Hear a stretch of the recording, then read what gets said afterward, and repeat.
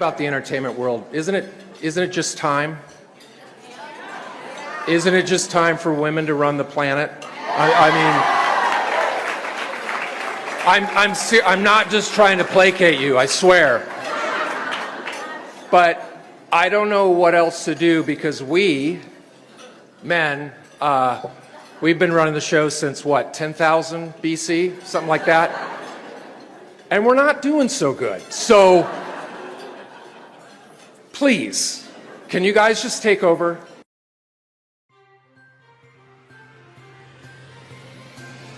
This is HBR News number 436.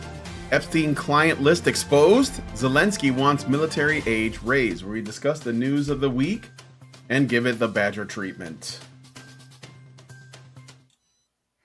Hello, everybody, and welcome to Honey Badger Radio. My name is Brian. I'm joined by, as always, my lovely co-hosts, Mike and Hannah.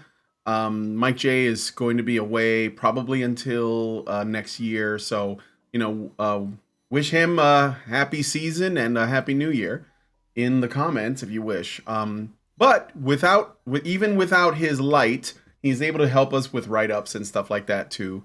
So, he's sort of still here in spirit. Anyway, I hope you guys are ready for some news this week. We're going to be talking about the possibility that more and older men might need to die for their country of Ukraine. Staffing in the hearing room, staffing is, I'm going to put that in quotes. Boston mayor holds a special holiday party for non-whites and more, so stick around, it's going to be a good time. And be sure to join us afterwards for the patron-only show. So I want to plug a website that I'm very much like to see grow called Fandom Pulse. And Fandom Pulse was created by and started by John Delarose, who has been a guest on this channel before. He is a writer, and he was involved with, I believe he was involved with the Sad Puppies like a long time ago. And he used to write for a website you might have heard of called Bounding in the Comics. He also writes for PJ Media. Anyway, he's starting his own thing, and he's got some good articles there, and we're going to go through one of them in the patron show. You might have remembered a story of Activision Blizzard that was, they were accused of a sexual misconduct culture of toxic male behavior years ago. And it looks like their lawsuit has been settled. So we're going to be going through the article in the patron show. I've already given my thoughts on these allegations. I know that people have said that there might actually be stuff going down, and that might be true. But I think that what you have is a case of, male feminists interacting with female feminists. And these are the kinds of things you're just going to get from that, right? So, but we'll see what they say in the patron show. So if you want to join us in the patron show, you have to become a Badger by going to feedthebadger.com and setting up a monthly subscription. $5 a month will get you into our Discord, where you will be able to participate in all of the additional sort of activities and the community that we have here, which I think is very special. It's not, it's not necessarily like it's a very open-minded group of people and very intellectual, kind of spurgy actually. So if you like that kind of thing, go to feedthebadger.com and start a monthly subscription. And if you want to send us a comment or anything, you can also go to badgerfeed.com /justthetip and give Badger Chan a snack, and then you'll be able to say whatever you want. And we will get more of whatever is sent out, and we will read it on the air for you guys. So, and lastly, if you don't want to wake up one morning to find that we have been yeeted from the internet, then you have to follow us, and by going to Badger, it's honeybadgerradio.com or badgerfeed.com, which is where we archive everything. So shout out also to the Rumble Gang. What's up, guys? And give us some emojis to let us know that you're there. All right. So with all that out of the way, it's a lot. Let's get into the story. So I got to start with one bit of breaking news that I got during the day. So I had to change what we have based on that. So breaking, okay. Over 170 of Jeffrey Epstein's high-profile associates will be named in court documents set to be unsealed in the first days of 2024. So let me go ahead and give a brief overview of this. So, court documents revealing the names of over 170 high-profile associates of financier Jeffrey Epstein, or I guess the late financier Jeffrey Epstein, are set to be unsealed in the first days of 2024. Ordered by a judge, the vast unsealing scheduled in 14 days, which is, I believe it's like New Year's Day, but there probably isn't going to be anything out on New Year's Day, so we'll say probably like the second or sometime that week. Anyway, in the what was I saying? 14 days is expected to expose Epstein's powerful friends, shedding light on his sex trafficking operation and network of influence. The release is likely to occur on January 2nd, following the New Year's holiday. The documents will, supposedly identify 177 individuals across hundreds of files. Court documents are to be unsealed are related to a defamation case brought by Virginia Roberts, an accuser of Prince Andrew, against Ghislaine Maxwell. Lots of names. It's a little convoluted. The ruling by Judge Preska, who gave 14 days for objections, involves does like John Doe and Jane Doe, who are identified through media interviews. It includes housekeepers from Epstein's private island, one of Prince Andrew's accusers, and material on Harley Robson, named in the 2006 Epstein investigation. Some documents may relate to Jean-Luc Brunel, a model scout close to Epstein, who died in a Paris prison in 2022. There's also other bodies that have turned up in the wake of this. Probably COVID. I mean, let's be real. They probably weren't masking.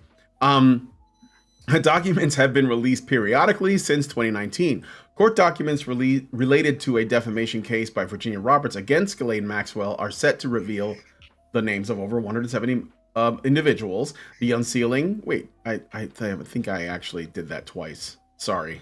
But yeah. So again, we are supposedly going to learn something about this now. I guess there's a couple of ways to look at this. This could be a really exciting thing. I think that it's interesting, at least. 177 names is not a small number, but then we don't know how many have been to the island, and and whether or not like the ones that we're hoping to see are going to be among the names. But it is some light that is being shed, hopefully. And we'll see, because they gave them 14 days for objections. So I'm sure there are people that are going to be throwing everything they can at this so that none of this stuff gets released. But I thought it was really important. So what do you guys think? Yeah, I don't buy it. I'll believe it when I see it, but I'm not confident that I'm going to see it. A similar story, we covered a similar story earlier this year, like a handful of complete unknowns were were said to be part of his client list, and we were like, who the fuck are these people? We don't care. We want the what are called high profile associates, and that's apparently what we're being given now. But I get the feeling 177 more unknowns are going to get thrown under the bus, some of them possibly innocent, to save the necks of Bill Clinton and Bill Gates and what have you. They're not going to appear. There's no court in the world that can withstand the pure evil of people like that. And they're going to get off scot-free, and it's just like the FBI framing people for certain things. Like I say, they're just going to throw a bunch of who are yous under the bus, and justice will never be served. But I hope to be proved wrong. I always black pill by default, and then if I'm right, I'm right, and if I'm wrong, good things happen. So that's what I'm doing.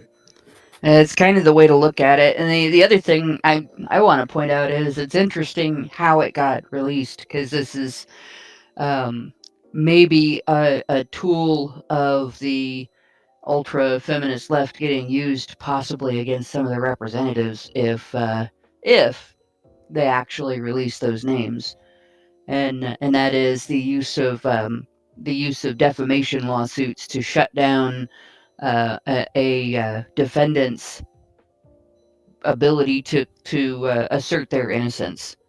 And I have no doubt about Ghislaine Maxwell. There's been too much evidence that's come out, but I've noticed that in a lot of high profile cases, that's been a tool.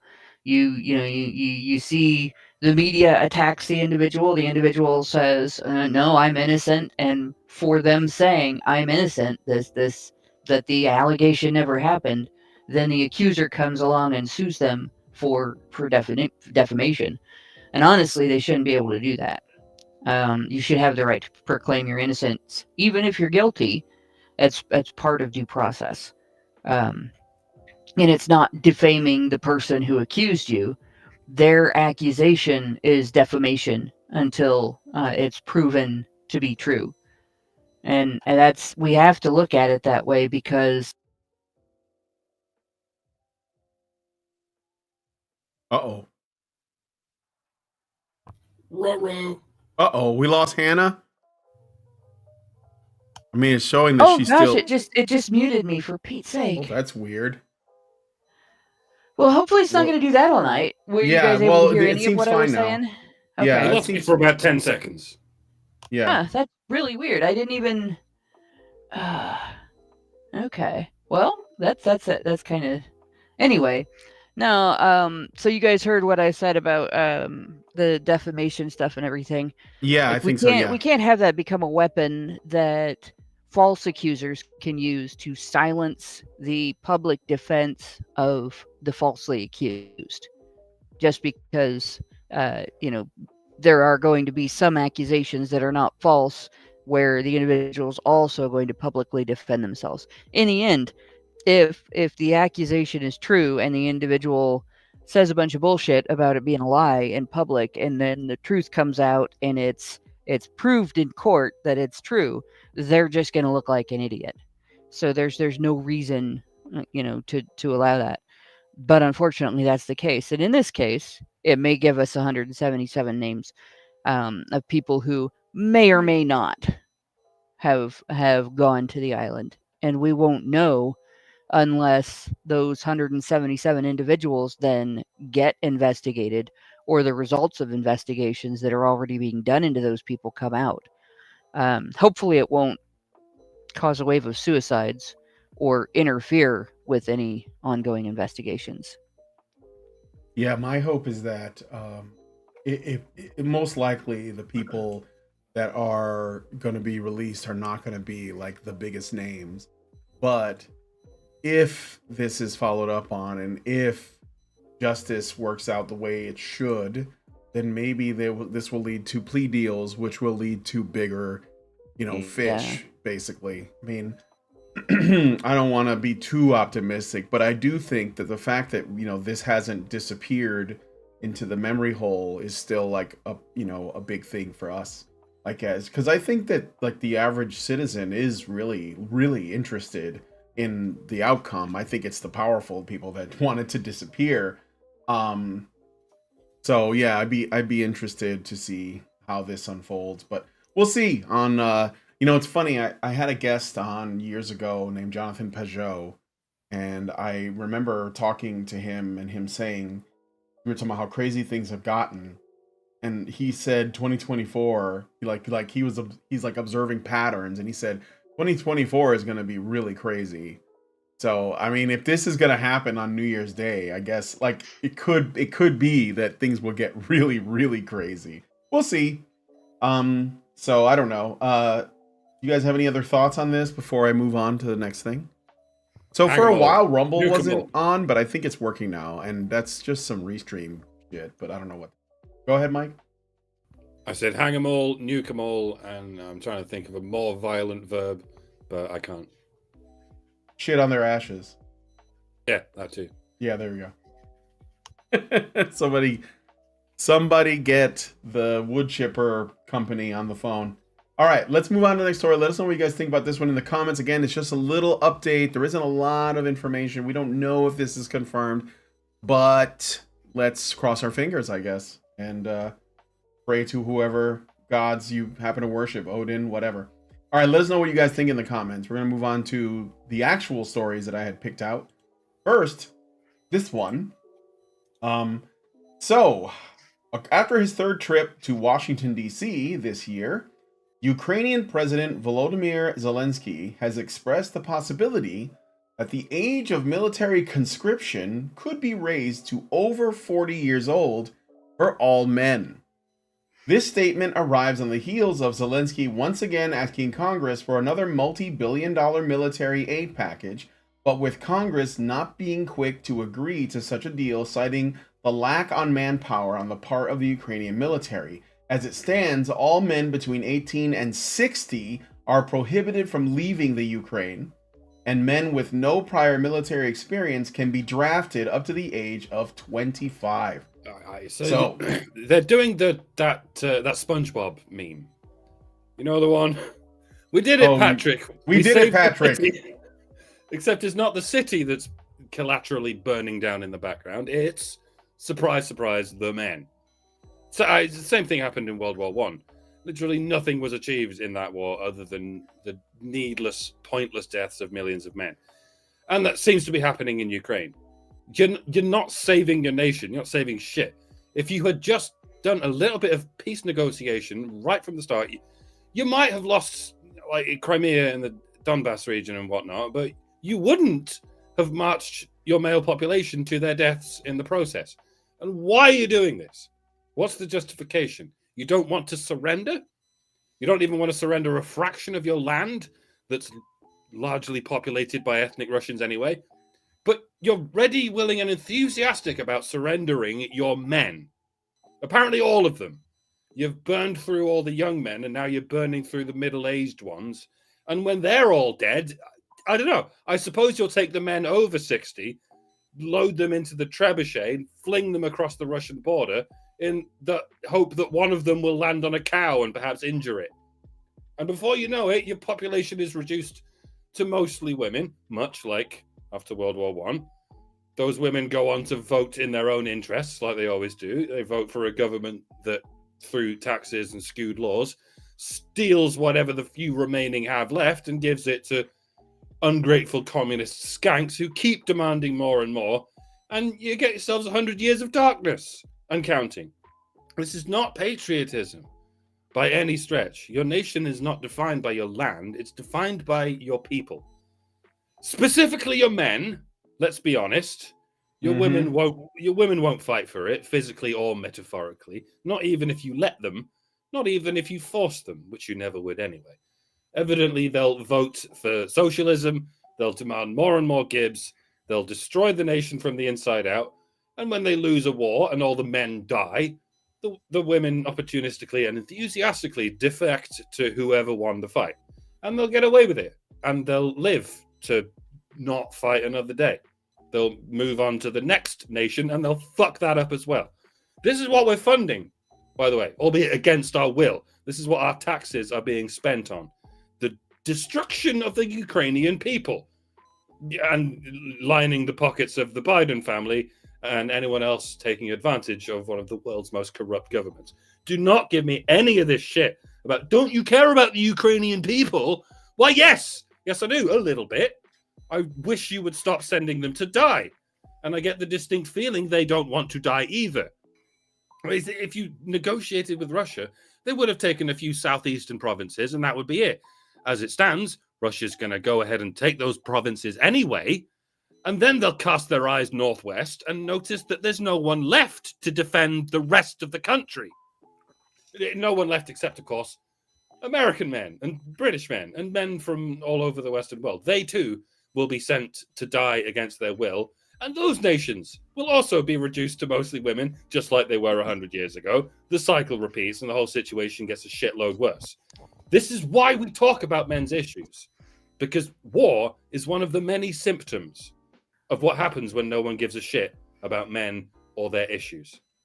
Misandry is even more destructive than xenophobia, even more destructive than oikophobia. It's the excuse people use to start wars. It's the excuse people use to exact totalitarianism. They care more about the spoils of war than they care about the men who fight for those spoils. Those who sacrifice men for land deserve neither, and they will get neither. I'm paraphrasing a possibly a apocryphal quote there, and I think it's more apt than the original. But I suppose I would say that I'm some kind of filthy MRA. But yeah, bring the boys back home, and words to that effect. We didn't invent that sentiment. It's a sentiment espoused by many a conscientious objector over the years. We're just among the very few people who are still espousing it for whatever it's worth. Wish us luck, and we'll wish it right back. Give us more than luck, and we'll give you more than wishes. Thoughts and prayers. I don't know. Okay, and all Hannah. that jazz. Yeah, I just want to repeat. Like I think I've said this in other ways about 1,000,000 times. Every minute that the United States is involved in this stuff creates more risk of what I've come to think of as the Yank effect. It's a lot like the Batman effect, right? We see shit happening in other countries where we're not under attack and we're not under threat of attack and we're not obligated to get involved, and we finagle a way to make it look like we're obligated to get involved, and then we get involved and we stir the shit, and then it gets worse, and the next thing you know, there is a larger conflict, or there are a series of conflicts that echo off of it later on, or both.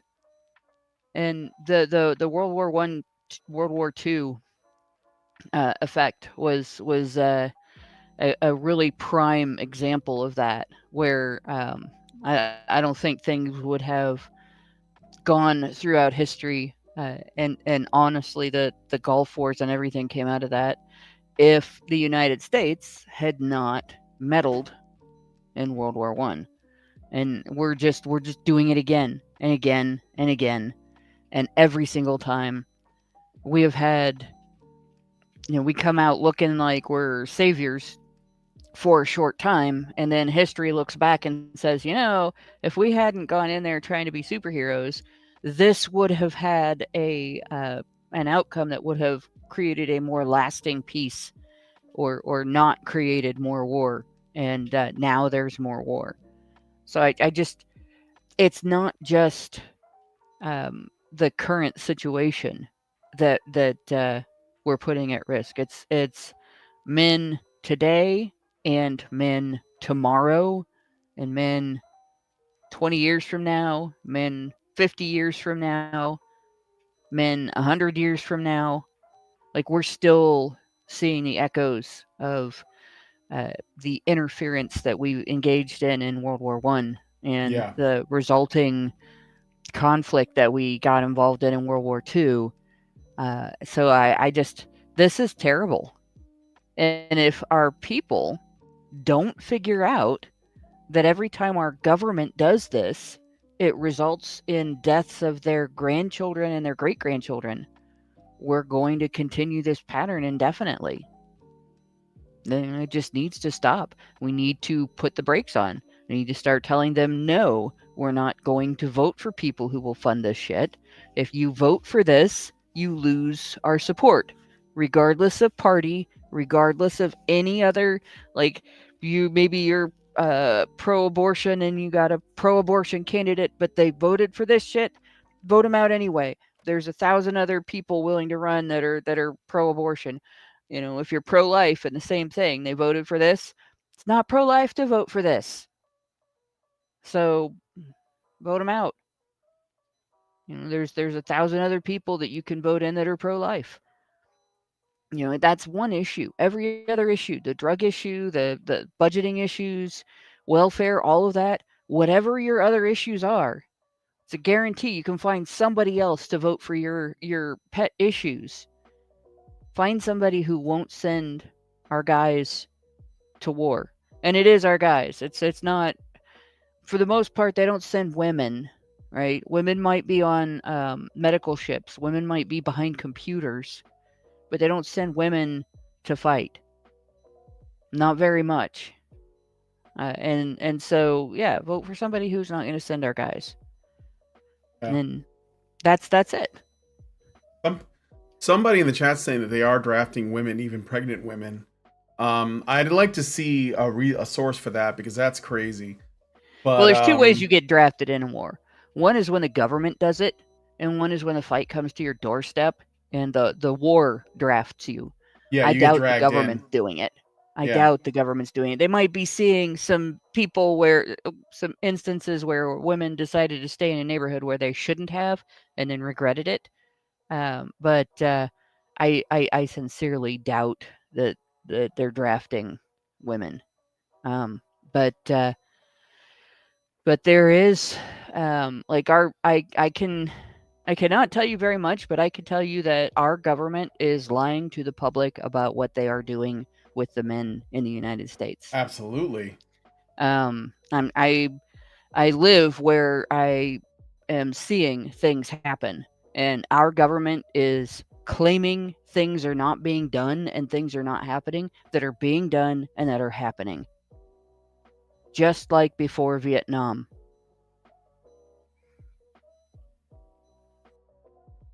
Yes. That's all I'm going to Yes. tell you. Do not believe what you see in the news about our non-reaction, and that's to everything that's going on right now.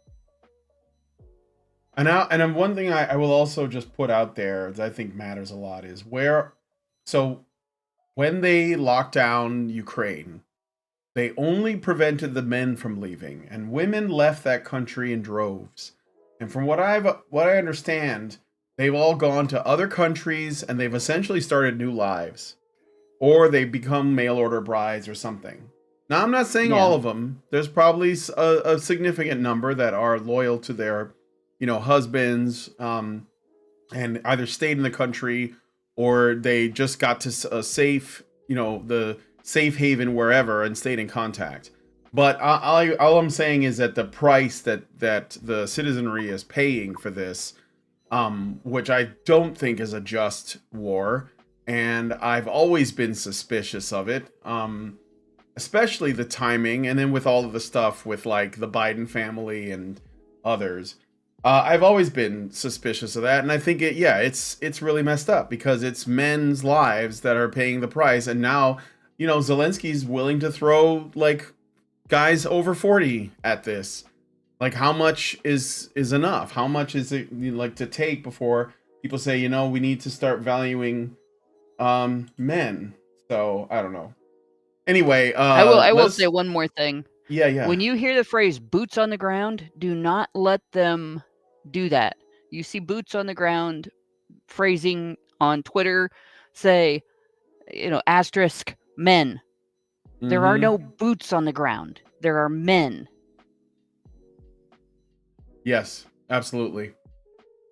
Anyway, let us know what you guys think about this in the comments. I have a super chow from Meredith, the top G. And she says for $5, thank you, Meredith. HBR News number 436, Honey for the Badgers. Are we surprised that a feckless fool wants to send more of his citizens to the meat grinder? I'm not. No, I mean, all he does is like ask for money. I swear, I think it's just a giant money laundering scheme, and they're just killing people. They don't give a shit. That's pretty much the last 2 centuries of war. Yeah. And probably going back throughout the whole history of war. Yep. All right. Well, anyway, let us know what you guys think about this one in the comments. I think again, another thing that's worth thinking about, and the reason why I brought this up is that people will tell you the draft is not like, like there hasn't been a draft. We're not going to be drafting anybody. That all it takes is one motion through like whatever your Congress or your Parliament, and even if they've never done it before, they'll do it. So who's going to stop them? It's a conversation that's worth having, despite the fact that so many people will tell you that it's a non-issue. So yeah, who's going to stop them from changing the law so that men get drafted into a war they don't give a shit about? You've seen what governments did over the last 3 years, and people just went along with it. Mm-hmm. Like, it involves killing people, quite a lot of people. I'm not going to say how or why over the last 3 years, because we still can't, or can we? I don't know. But yeah, world governments have displayed how ready and willing they are to sacrifice their own people. I say their own people, and that's how governments view people. They own them. And yeah, they'll throw everyone into the meat grinder, even women, by injecting. Eventually. I Yeah, eventually. Well, When they run out of men. They'll kill Yeah. women. They'll kill women by poisoning them and denying that they did it. But they'll kill men by throwing them into an explosion, and they'll just say, "Yeah, we did it." They won't even wait 20 years to declassify a document admitting that they did it. They'll just do it, and they go, "What? Yeah, we threw a bunch of men to their deaths. What? That's what we do. We're the government. Fuck you. What are you going to do? Nothing."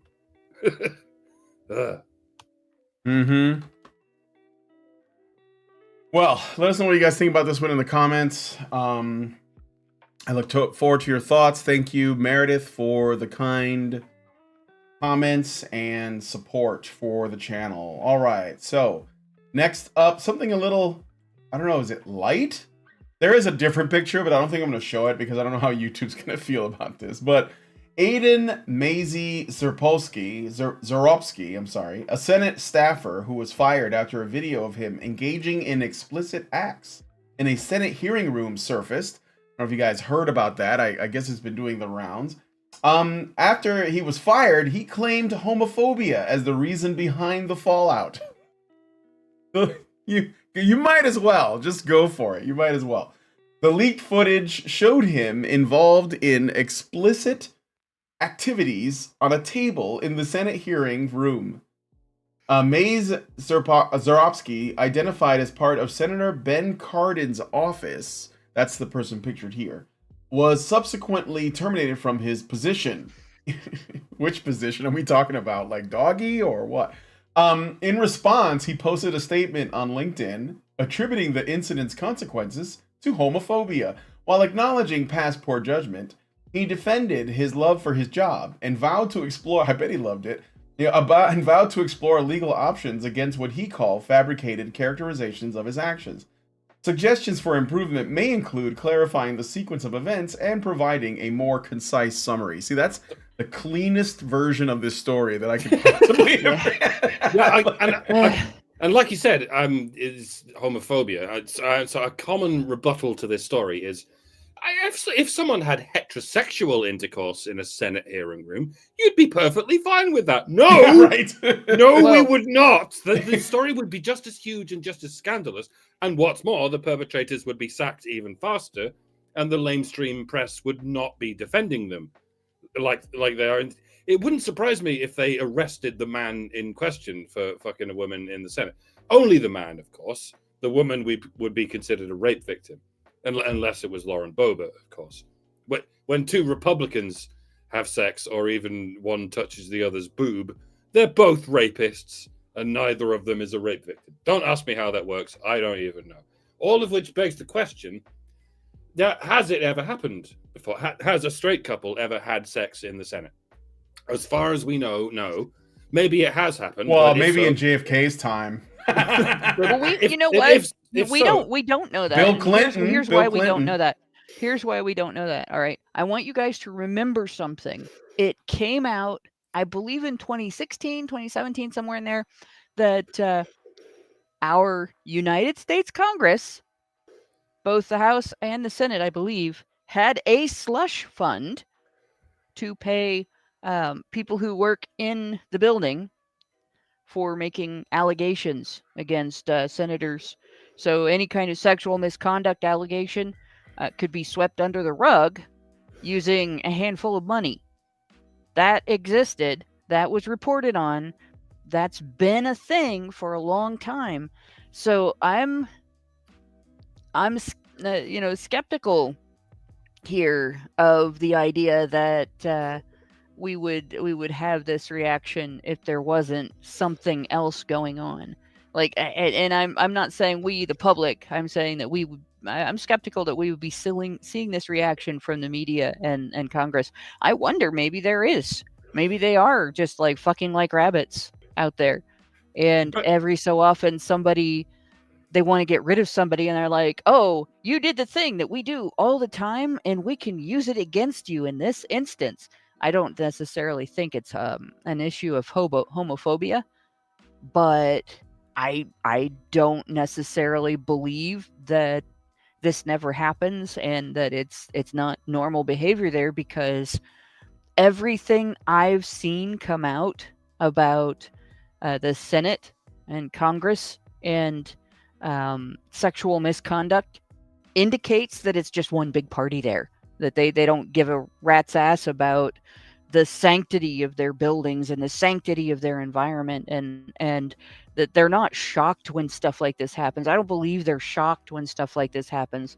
I think maybe he did it in front of cameras and a security guard saw it and went, "Oh," or something along those lines, or he's pissed somebody off in some other part of his job, some other avenue of reason why they might be pissed off at him, and they're like, "Well, we've got this dirt, let's use it." But I don't believe for a minute that these guys are scandalized in the least by this. I don't think anybody in Washington is scandalized by sex. No. I Oh, think of it's a course not. constant, No way. ever-present They part get down with all there. kinds of shit in there. Yeah, and even so, even if they do, even if they have heterosexual orgies in Senate hearing rooms, no one has ever been so wanton, so blatant, so hubristic as to film the sexual act and post it online for all the world to see without any Yeah, thought posting for it on porn sites is pretty for dumb. the consequences. How the fuck did that happen? The first confirmed case of sex in the Senate, and it's gay sex. And people are defending it. They're calling it an act of love. We looked away for a second, and suddenly gay sex is less stigmatized than straight sex. So I'm starting to wonder if it was indeed done with thought for the consequences.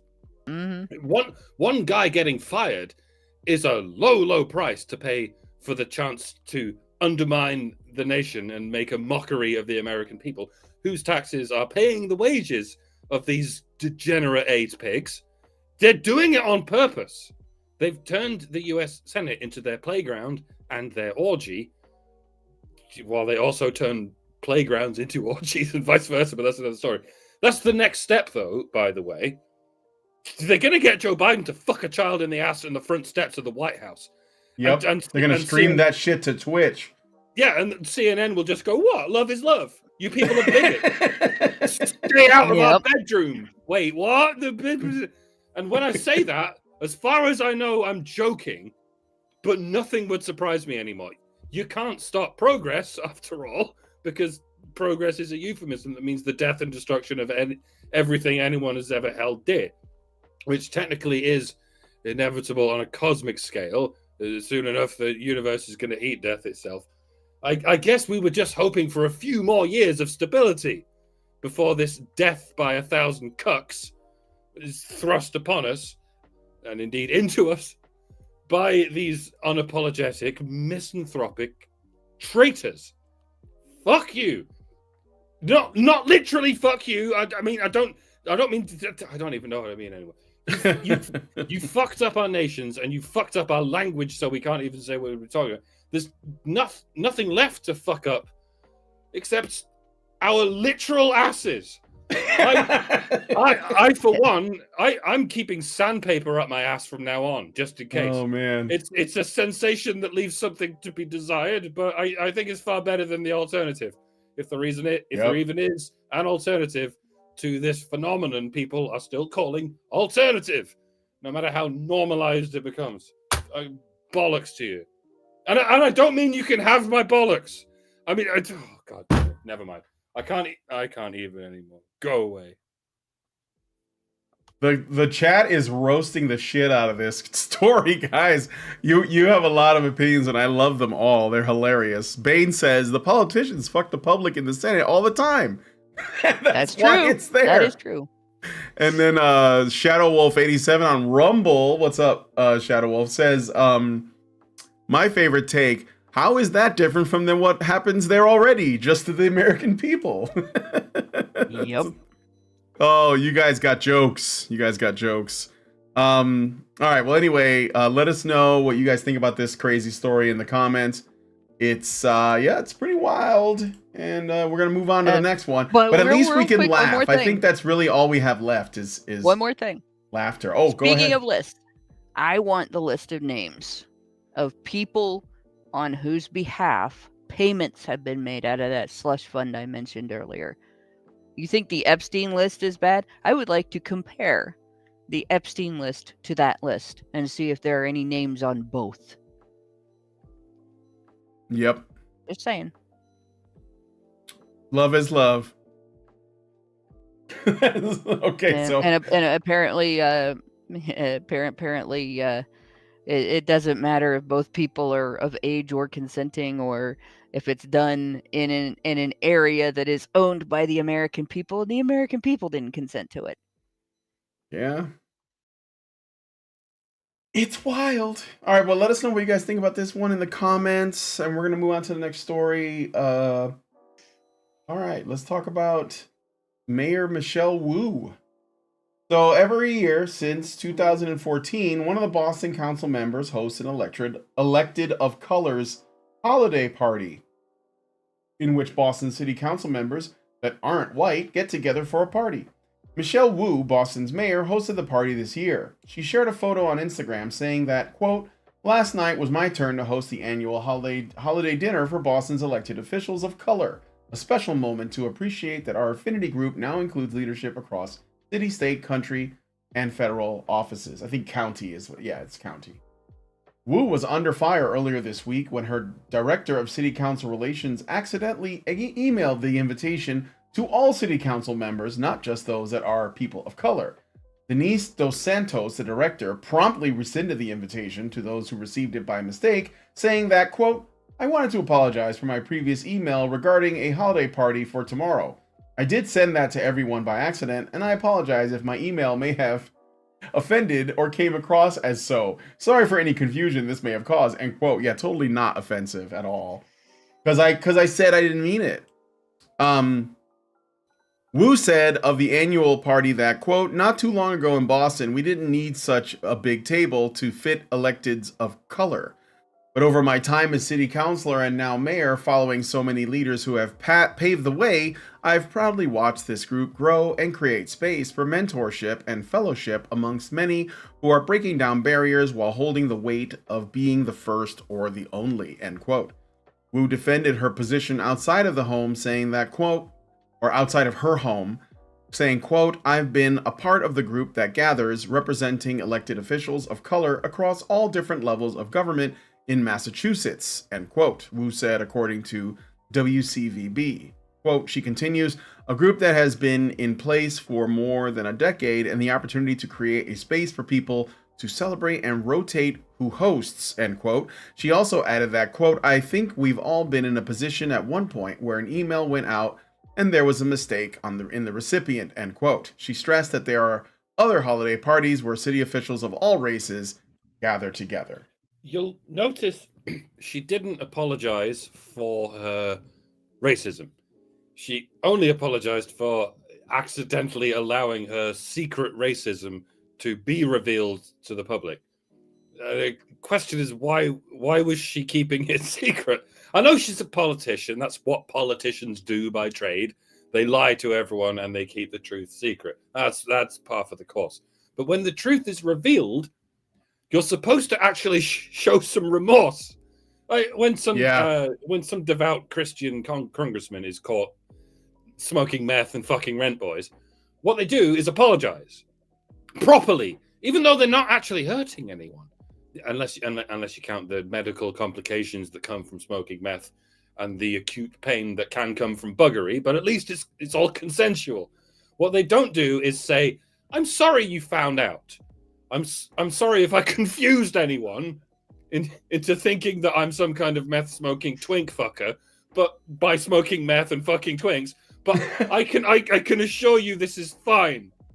Even though, again, what you do in your private life is not necessarily an abuse of government power or a betrayal of the people you're supposed to be serving. This bitch, on quite the other hand, deliberately segregated elected officials, or what she calls electeds, I don't know when elected became a noun or whatever, but she segregated them into a 2-tier caste system for 10 fucking years, and she got away with this. Yep. And people are like, what? It's fine. It's been happening for ages. You know that makes it worse, right? Yeah, right. A thousand years of darkness is not better than 100 years of darkness. It is literally an order of magnitude worse. That would be why you kept it secret. And what's really crazy is, in the 10 years this has been going on, why did nobody blow the whistle on it?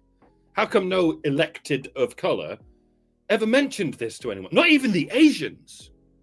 Even while Asians have been discriminated against in universities and God knows where else, and getting banged up in the streets by thugs whose race shall remain unidentified, how come none of the Asians invited to this banquet ever thought, hang on, this bullshit is exactly what's keeping my people down.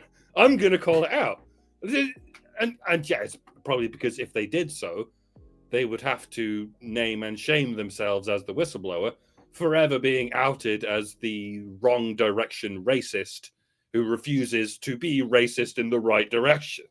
Evidently, anti-white racism is still even less stigmatized than open buggery in the Senate building.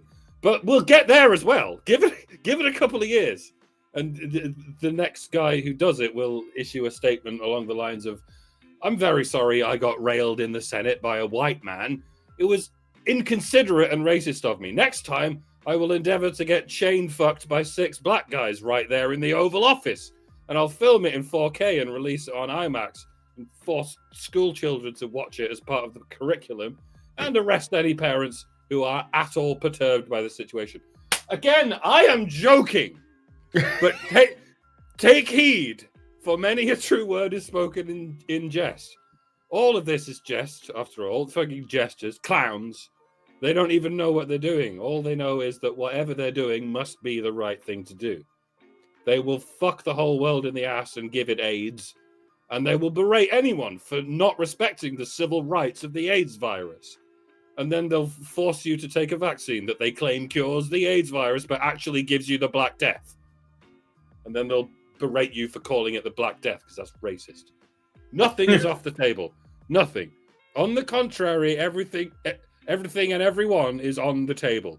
Fucking each other to death. I do excuse me, I have a lot to drink right now. I'm going to drink all of it.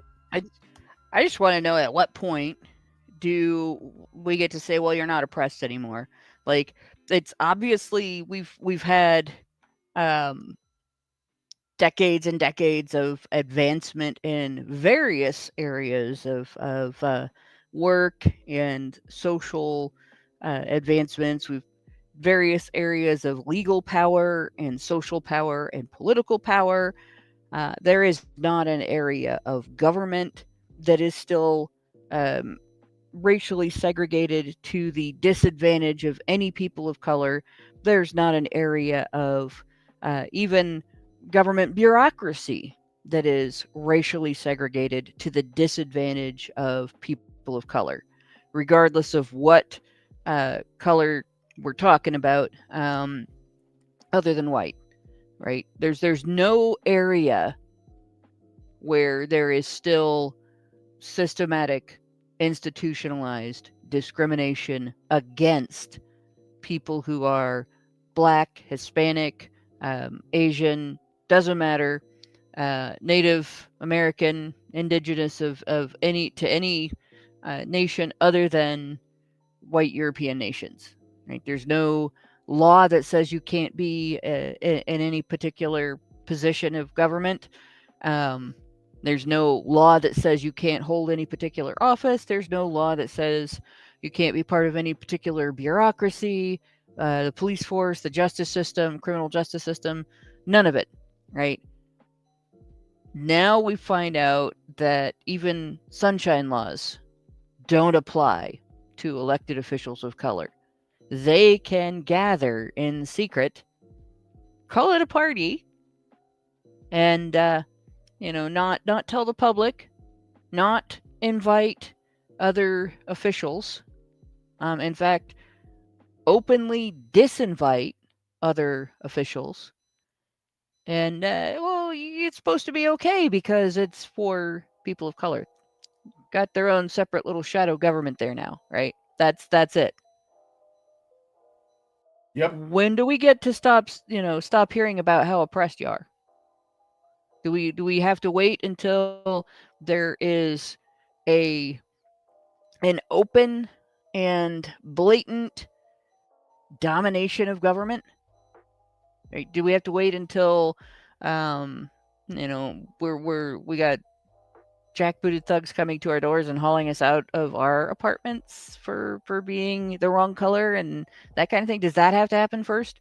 Or can we say that given access to every aspect of society plus special access over and above the normal access to every aspect of society, where you get your own special, you got regular access plus your own special segregated access. On top of that, you have exemption from standards for accountability within society, and in particular within government.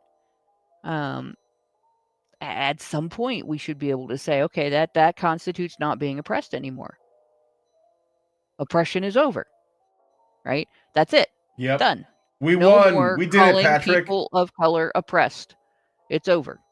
I will not accept any further statements of oppression from anyone, because it is now okay for people of color to have their own separate government meetings out of the press, outside of the media, and outside of the eye of the public, and outside of the eye of their colleagues in office, and make decisions and have discussions about government matters, as long as they just label it a party. Yep. You know, I'm actually in support of the right of people to associate with whoever they want. I'm a big supporter of freedom of association. If you are a private citizen, this is not a private citizen situation though. These are government officials, government people, the city council members, etc., that are discriminating. So I think that in the private space, you know, we've talked about this before. If you if you are a Muslim and you own a restaurant or a bakery or something, you're going to your values are going to impact like your preferences in terms of your customers, and you have a right, even if people could see it as discriminatory or hateful. I think that, you know, everybody has a right to associate with whom they want. That's why I don't have a problem with the existence of skinheads or black nationalists or whatever. I mean, I think it's stupid. I don't think it's productive, but I don't think it should be illegal. But when you work for the state, you are working for us, and the people are the ones that sign your checks. And this is something that most people don't seem to like get through their heads, is that, you know, the government serves the people, not the other way around. And when they do stuff like this, you have to ask yourself, like, is this where my tax dollars are going? Like, even if it's something as petty as a Christmas party, this is just what we learned about.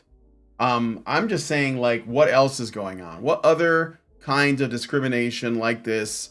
How else has critical theory informed these kinds of policies in ways that are more impactful than a party? And that's what I think about when these things come to surface. And also, one other thing I'll say about this too is that, why do people like this think that all people of or slightly negative, neutral attitudes? It's not like Chinese people, Korean people, and Japanese people and Filipinos all get along like it's like the same, you know, even in that context. But it's funny because this is one of these things where it's like, all the people of color, if we lived in a world together, we'd all get along, when we know that they'd be at each other's throats. I mean, did you see the shit that the Japanese did to the Chinese before World War II, I think it was? Pretty horrible. So, and the grudge that existed probably still does, between Japan and South Korea.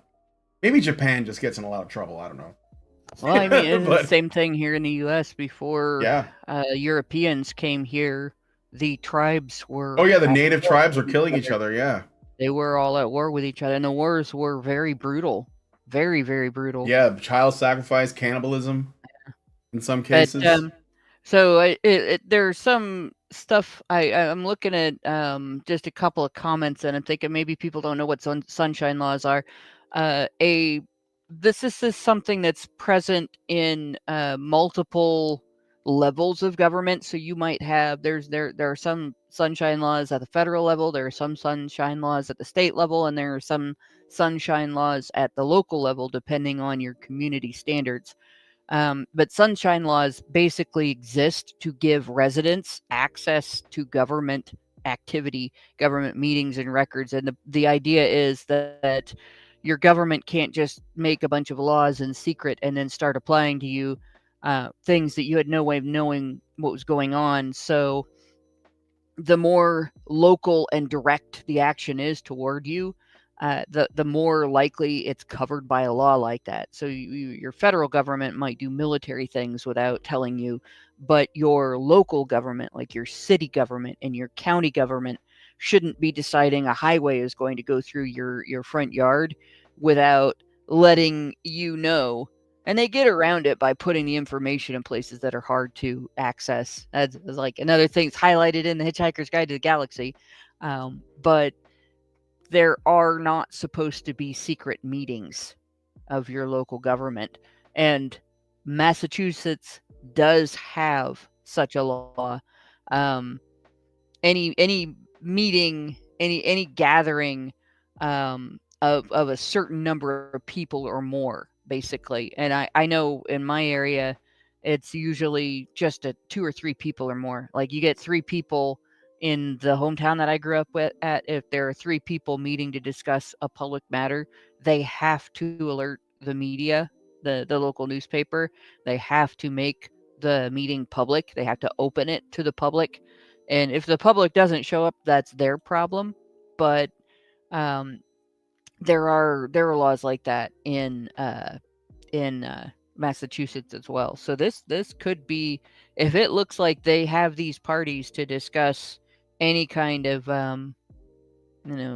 public policy, or public policy gets discussed at these meetings, then they are in violation of I believe it's Section 18. Yeah. Here it looks like for Massachusetts. Yeah. Not that there Well, will be any repercussions, not that there will be any accountability, but it is a no. violation. Absolutely. Absolutely. So let us know what you guys think about this one in the comments. I do have a bit of breaking news, like breaking, like right now. Apparently, Mike J put this through the live show chat and tagged me. But I'm gonna share it with you guys. I don't think there's any super chats or super chows, but feel free to send those through. Apparently, a big story just broke. Colorado Supreme Court has said that, as per the Civil War insurrection clause, they will not put Trump on the ballot, and even write-ins for him will not be counted. This is according to disclose.tv, but they're sharing a wider link. You can look at it in the denverpost.com, which I'm putting up right now. Colorado Supreme Court bars Donald Trump from appearing on the state's ballot in 2024. Legal challenge alleged January 6th Capitol riot disqualified Trump under insurrection clause, which, by the way, more and more people are realizing was not, in fact, the thing that they claimed it was. But even if it was, let's consider something really quick here before we get into anything. What crime has he been found guilty of in a court of law? Well, nothing yet, as far as I know. There's just a lot of conspiracy. This is like the kind of stuff I don't know. I've been okay. Let me be clear. I've been following the case because it's garbage, and I figured I'd just probably going to be a lot of like, rhetorical bullshit and like legalese, and I thought I would just wait until things were like done and settled before I looked. But this is just a decision that the Denver the Colorado Supreme Court came to. So a state Supreme Court is basically saying you can't vote for him, even if you write him in, and they're going by it's very, I guess, like, it's sketch, is Right, what I'll right. say, from what I can It's tell. a 4-3 opinion. So 3 of the judges said this is wrong, and this is an old Democrat Mhm. court, by the way. But you look at this. It's the amendment prohibits people who engaged in insurrection from running for office. So Yep. he has not been found guilty of a single crime. He has not been found guilty of engaging in insurrection or even encouraging insurrection. Nothing has been set. Nothing has been attributed to him officially by the government. So Mhm. this is a Supreme Court of the state of Denver stating that due process is not a right if you are running for office. You can be deemed guilty of a crime that you are not on trial for in the state of Denver and excluded from the ballot in Denver for being accused. Yeah. Yeah. Yeah. That's it. Just for being accused. I just wanted to make that clear. Everything else about the story, nothing they have to say about Trump matters. The Mhm. underlying story that we just got is Denver court system. The Supreme Court of Denver just told the American public that Denver's court system can act on allegations as if they are a guilty verdict. Mhm. Unless It's they're all fake news. It's phony stuff. It didn't happen. unless they're allegations against Democrats. Well, we'll find out. I don't and- think they have anything, honestly. They'd have to prove that Trump organized January 6th. And we already Yeah, know it was mostly the feds that did that. Someone's in fucking trouble. Many people in Colorado are going to get fired. And even if they don't, even if they get away with it whole cloth or whatever, Trump doesn't need Colorado. The next election is going to be like the Reagan thing in 1980. It's going to be an absolute. Well, he's going to take it all the way to the top, though. And his Whitewash. his boys in the Supreme Court got his ass covered, I think. I hope so. Yeah. It's going to be, I'd say whitewash, but red wash. It's like, I know Colorado's a swing state anyway, so it's one of those states that could go either way. So they just found another way of stealing it, like they allegedly sometimes do in so many swing states. But even if they do get away with this, even if they completely break the fucking law, Trump's still going to win, and unless many other states follow suit and also get away with it, which again wouldn't surprise me. Yep. So yeah, I'm in this weird dead space between the black pill and the white pill on this. I don't know how bad it's going to get, but I hope these cunts get arrested, and I don't know. Here's the bad part. Give Colorado to Wyoming. They need more people anyway. They won't get arrested because it's the Supreme Court of Colorado. Though the only thing that'll happen is that the federal Supreme Court might overturn the state Supreme Court on this and say no, you have to list them. But it might be too late. They timed this. It looks like specifically. But yeah, it says it's a near certainty the case will head to the U.S. Supreme Court. Colorado Supreme Court stayed its ruling until January 4th, the day before the deadline for the Secretary of State to certify its presidential primary ballots, in case an appeal is filed, in which case the state will be required to include Trump's name on the March 5th primary ballot unless federal justices say otherwise. So they barely have time to get this in. But it's the thing that's of vital importance here for you to understand is we just had the highest court in a state rule that you can be punished for being accused of a crime without being found guilty. That, if that doesn't get overturned, that it doesn't matter who gets elected president. Yep. It's over. That is a huge step. It's Trump notwithstanding. I don't care if Satan himself came up and was accused of crimes in the United States, and everybody was like, it's the devil. Of course he's guilty. Doesn't matter. Right? You still have due process rights.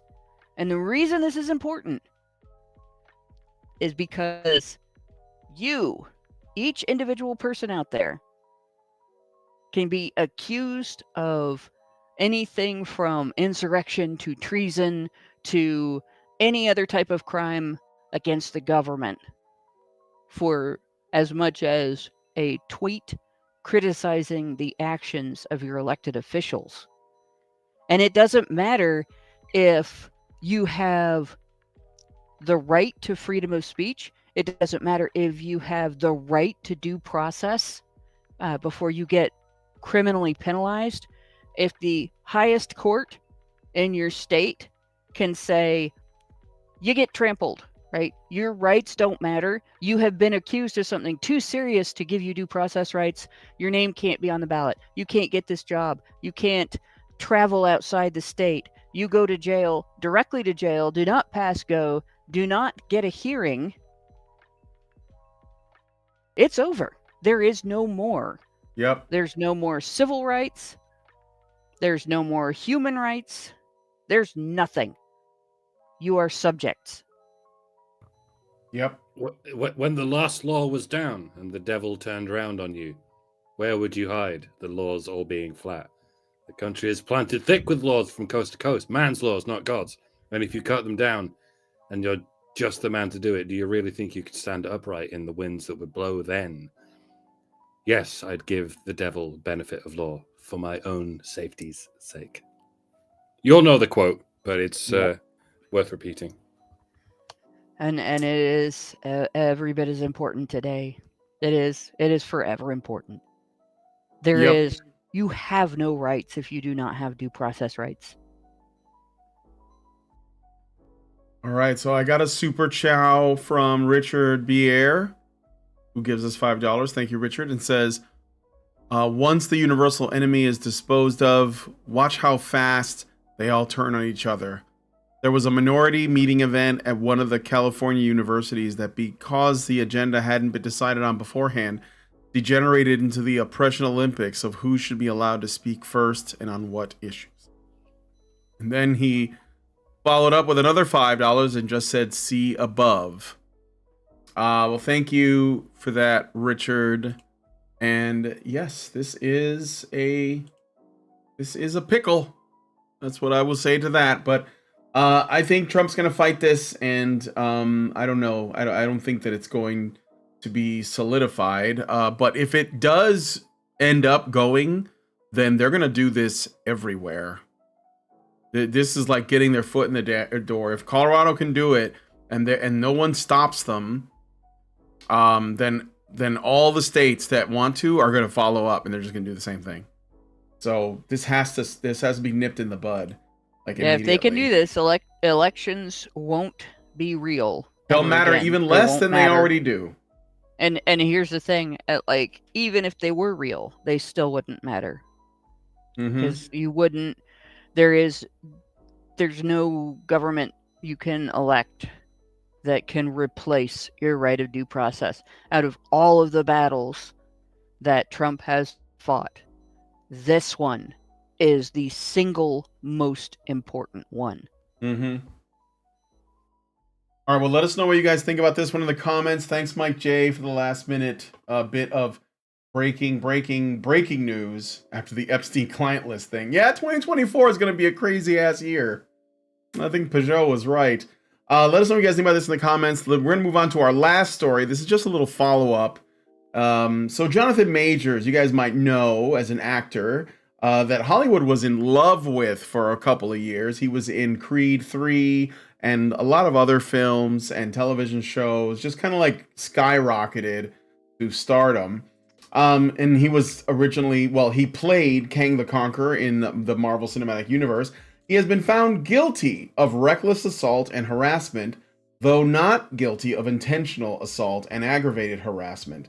So just to remember, we covered there were these allegations against Jonathan Majors, and at the time we didn't have any, it was still an ongoing thing. Well, these are the findings according to the courts. So Disney-owned Marvel Studios swiftly severed ties with Majors following the verdict, like they did with Johnny Depp, impacting his role in upcoming projects like Avengers Kang Dynasty. Majors expressed gratitude for support and may appeal the verdict. The fallout extends beyond the MCU, impacting Majors' career with cancellations and distancing from PR teams and Disney-owned entities. The case raises broader questions about the challenges faced by successful men in the #MeToo era. The MCU now grapples with decisions on recasting or altering the storyline, affecting the highly anticipated Avengers Kang. Yeah, not anticipated. That last part is It's all fake news. Yeah, it's phony stuff. It didn't happen. So here's the question: what's the difference between reckless assault and harassment and intentional assault and aggravated harassment? Because I'm sorry, but if you can assault someone by accident, that raises a whole bunch of other questions, since you don't actually have to lay a finger on a person to assault them. You only have to threaten them.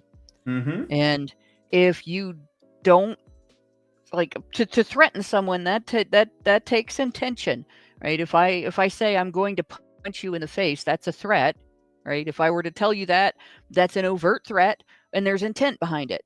The intent to communicate to you that I'm considering an act of violence against you, right? That's a threat, right? That's definitely an intentional assault.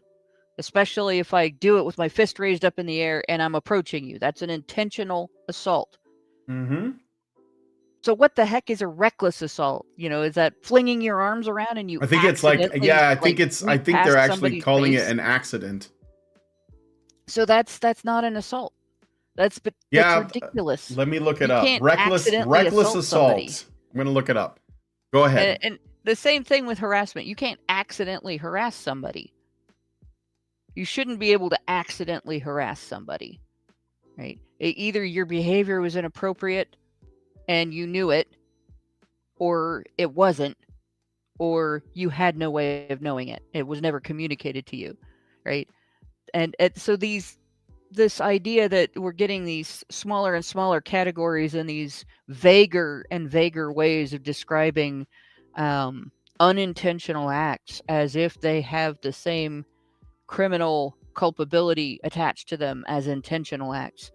It strikes me that the only reason we have this is because women are willing to exploit the legal system as a tool of vengeance and as a means of using it as a stair steps to get better jobs and more money and things like that. And I just don't buy this. That sounds ridiculous to me. I can see reckless negligence, and things like that, where you cause injury because you were careless, but that's not an assault. Yeah, they call it recklessly causing injury. This is the lawyer, the legalese term that keeps coming up when I search for it. So let me see. A person who, without lawful excuse, intentionally or unintentionally, let me see, where is it? The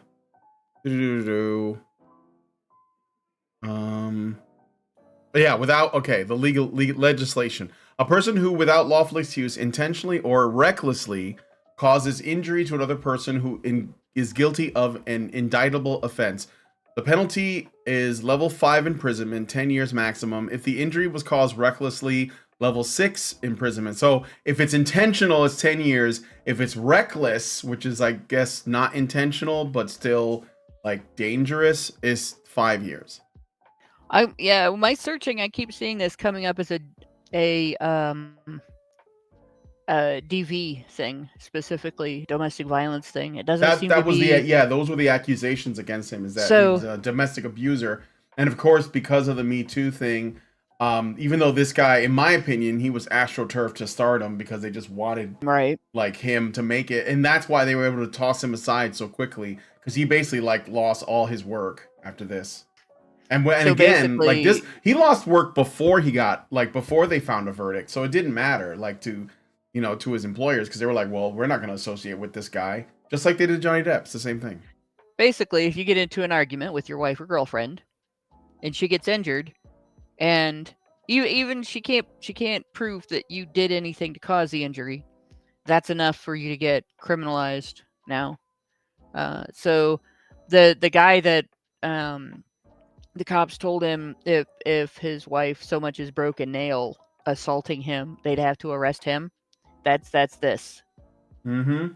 Basically, if she breaks her fist punching you, you're guilty of reckless harm or reckless assault. And then there was at least one case that I found when I was doing my video on the history of social and legal response to domestic violence, where I believe it was California law caused a guy to be arrested because his wife broke her wrist trying to stab him through his defense, where he has his arms up to block her, and she tried to get past his arms, and she broke her wrist because of how hard she was hitting to try to get that knife into him, and he was the bad guy for causing her injury when she was trying to stab him to death. And that's basically what we're seeing here. That's what that is.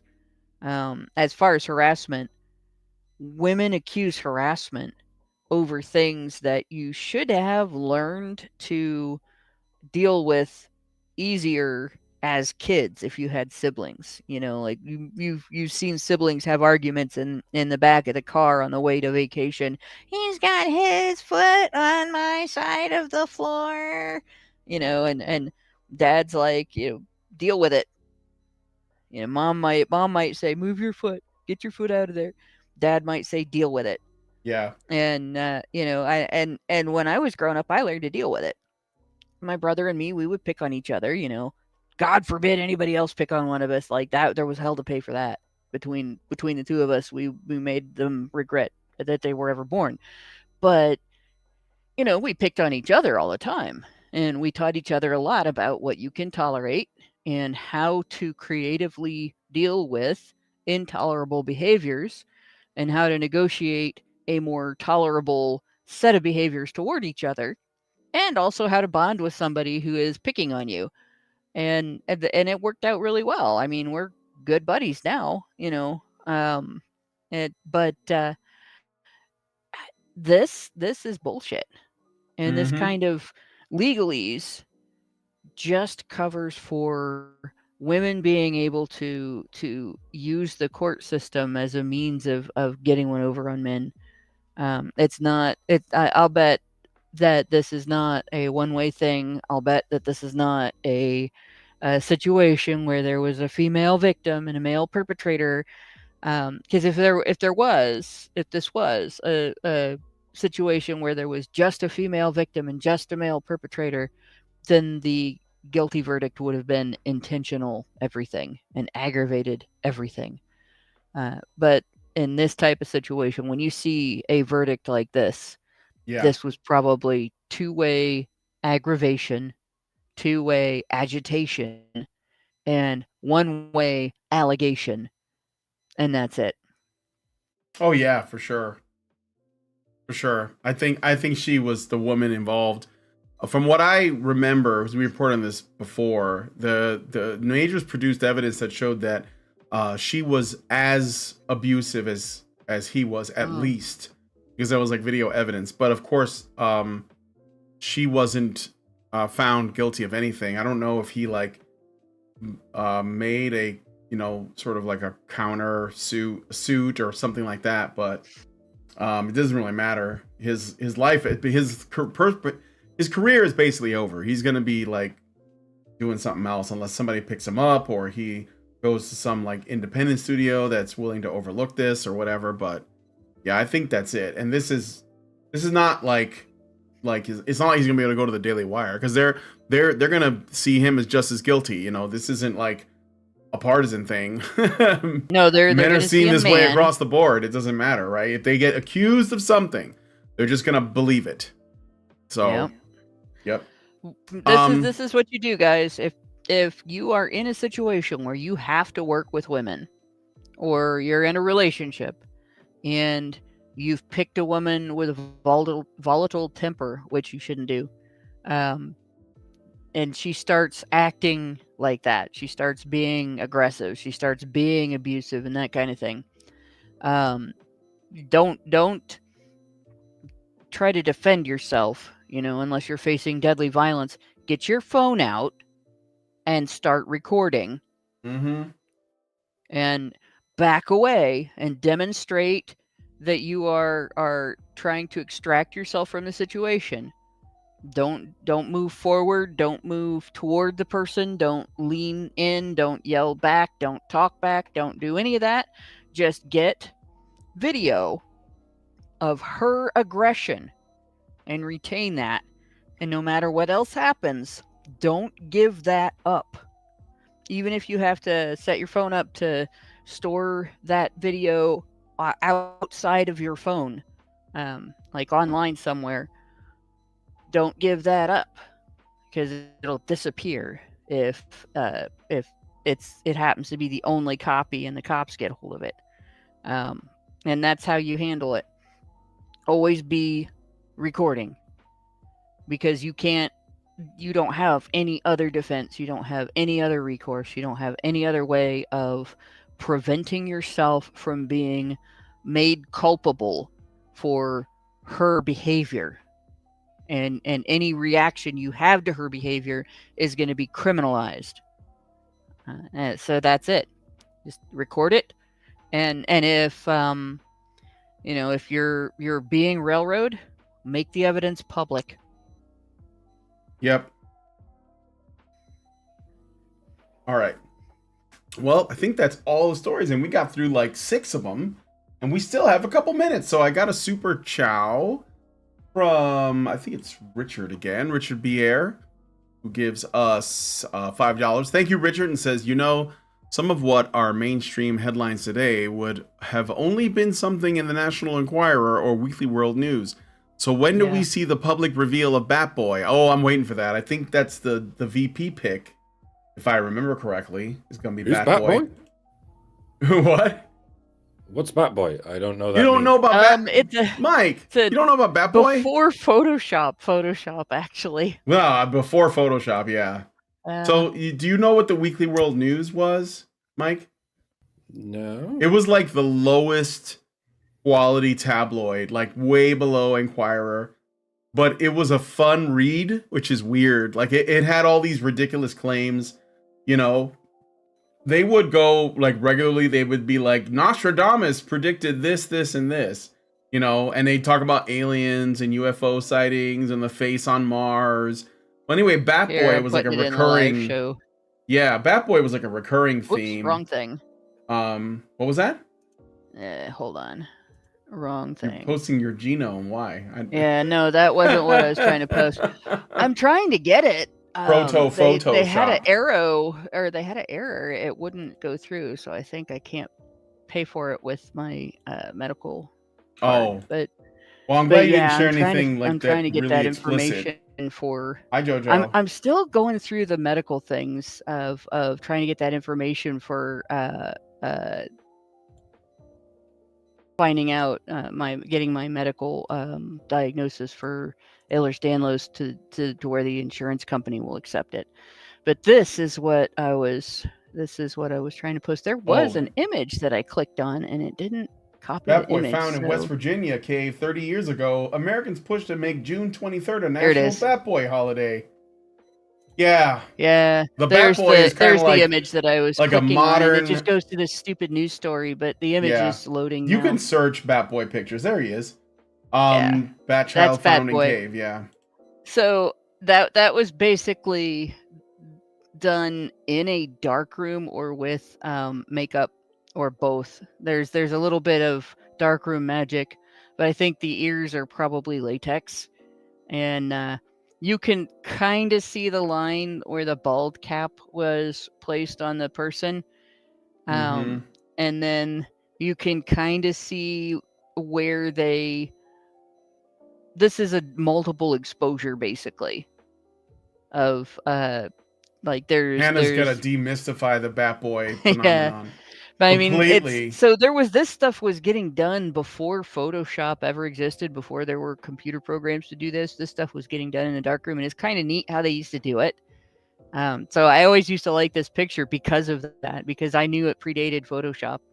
Um, but yeah, and for those who are Weird Al fans, if you remember the song Midnight Star, he didn't say Bat Boy, but the line "The Incredible Frog Boy is on the loose again" is a reference to this story.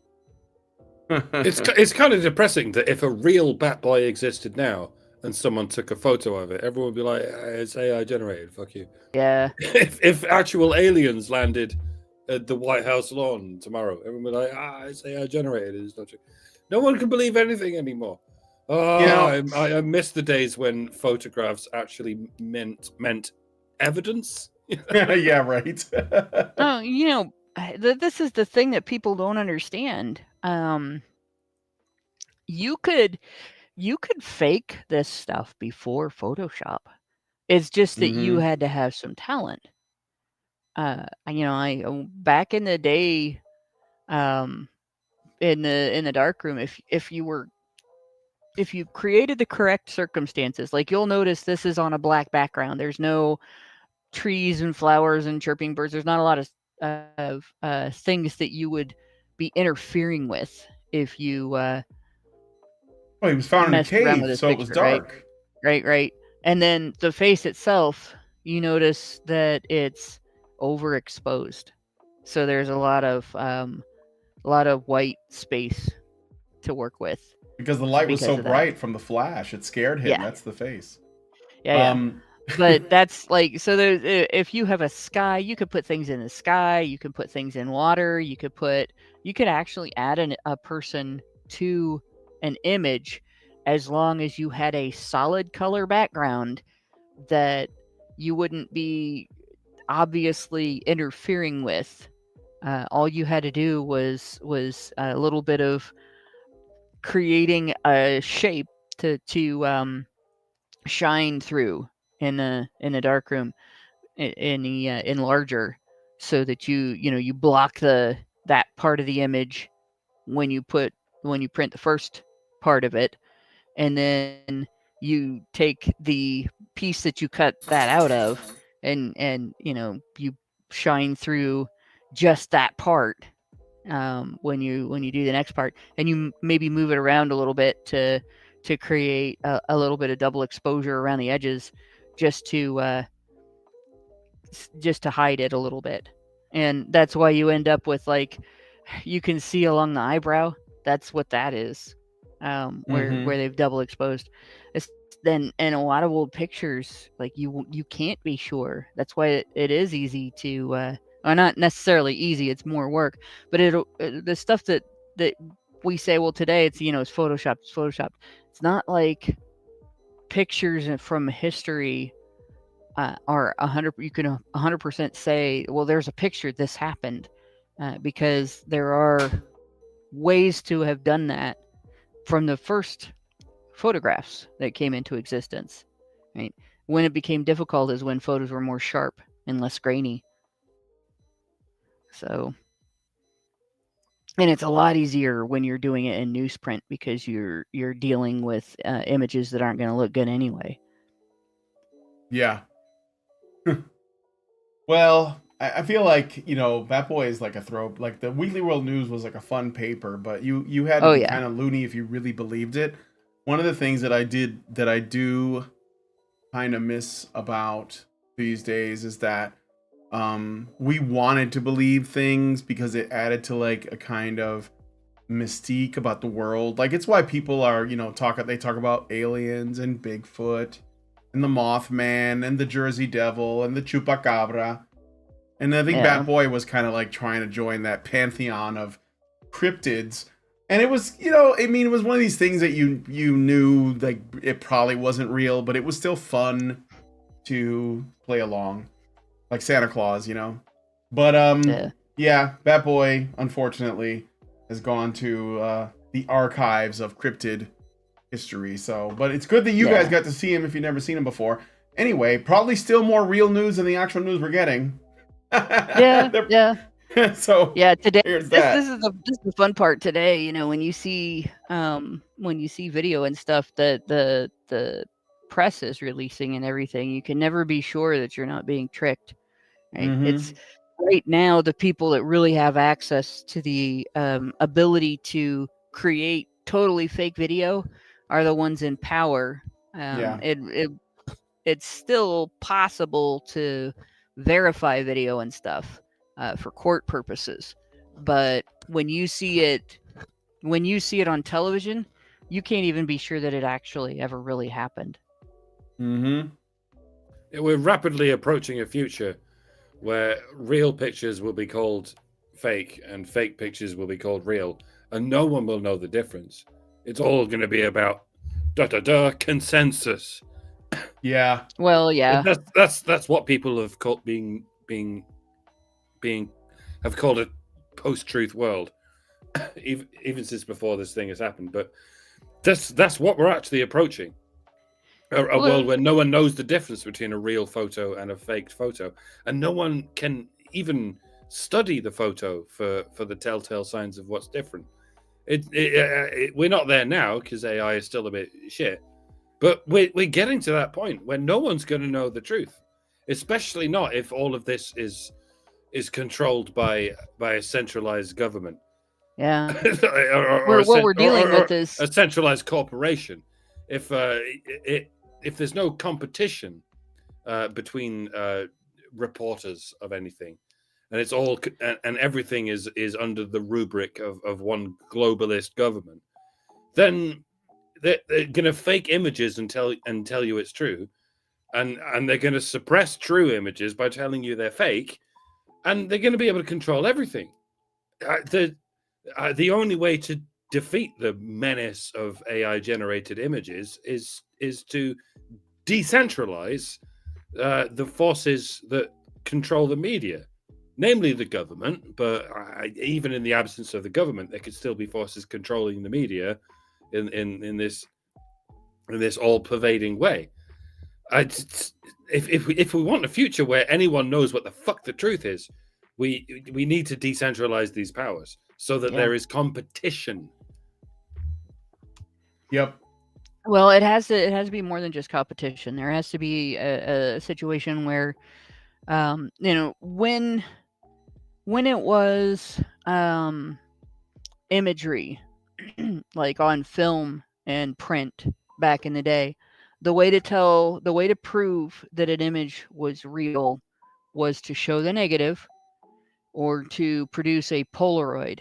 Polaroid is really hard to fake because it has to be shot from like 2 to 4 feet away to be in really good focus. And so it's hard to create a fake negative. There's no negative, right? It's hard to create a fake Polaroid because you'd have to have a very large print that you were photographing with the Polaroid. You'd have to have it not have any glare on it. There'd be all kinds of issues with that. So Polaroid is one of those where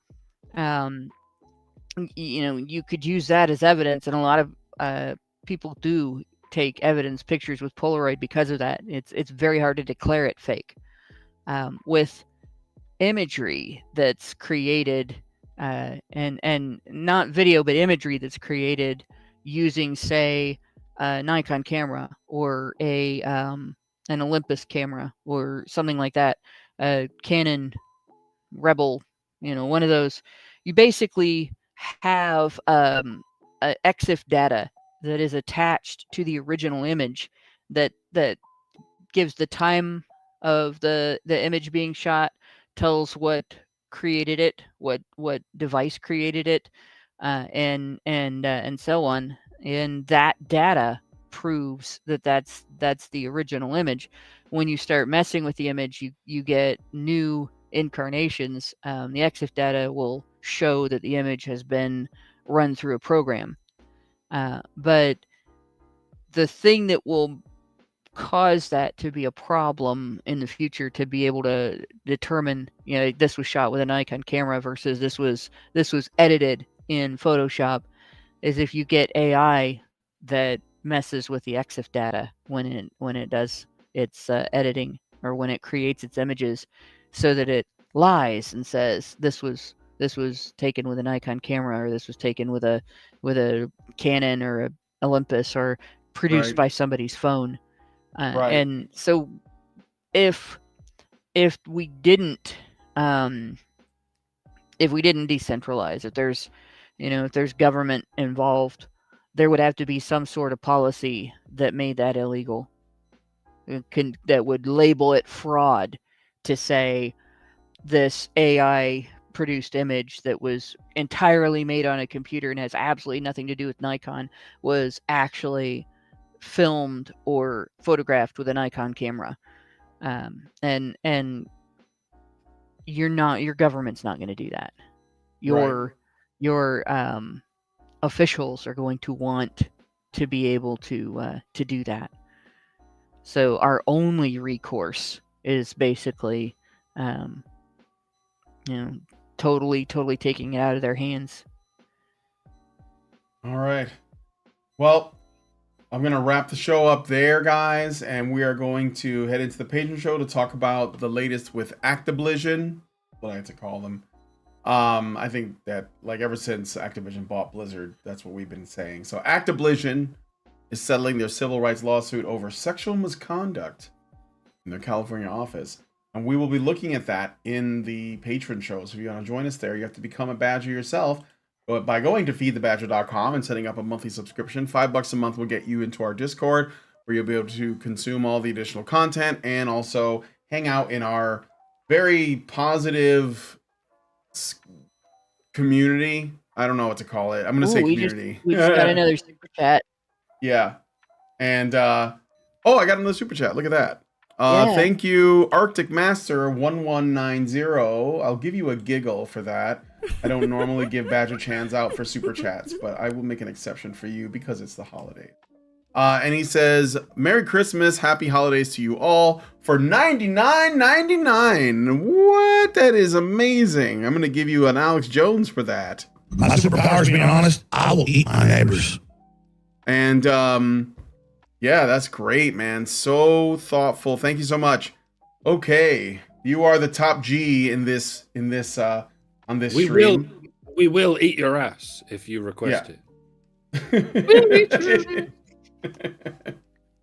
All right. Well, anyway, thanks guys so much for coming. If you like this video, please hit like, subscribe if you're not already subscribed. Hit the bell for notifications. Leave us a comment. Let me know what you think about what we discussed on the show today. And please, please, please share this video, because sharing is caring.